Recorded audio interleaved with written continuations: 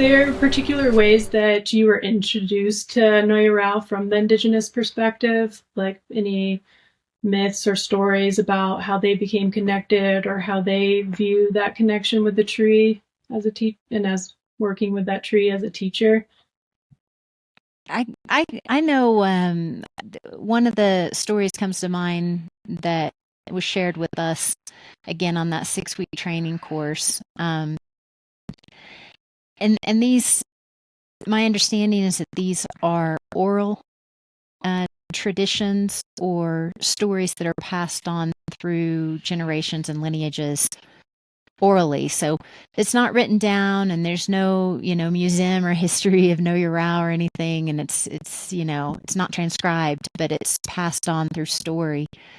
And this is not, I'm not quoting this because I totally expect that over time I may have twisted some of this in my mind to make sense to me. But my understanding from what was shared with us at that time is that that tree was physically encountered or discovered by a village, a Shipibo village at some point in time, however many hundreds of years back. And that the village itself, the collective of humans that were there, had such a strong connection or high reverence with this tree, or cultivated such a sincere, heartfelt connection with that tree as a village, not just as individuals, but the whole community seemed to be, in reverence to this tree, and being open and learning from it and learning with it, that they did this over a prolonged period of time.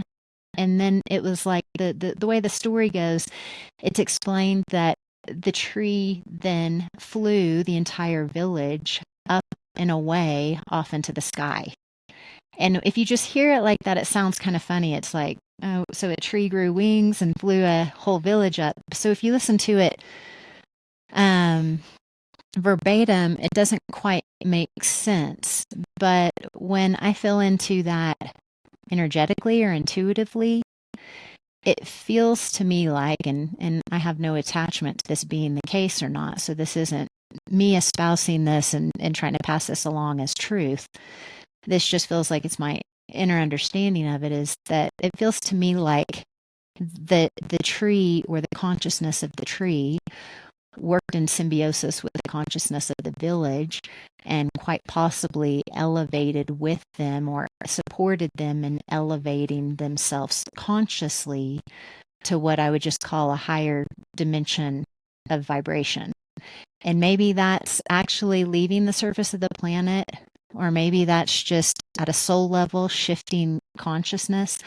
I don't know. But so the tree tends to be known as the flying tree, which I understand Noya Rao to actually be translated to flying medicine.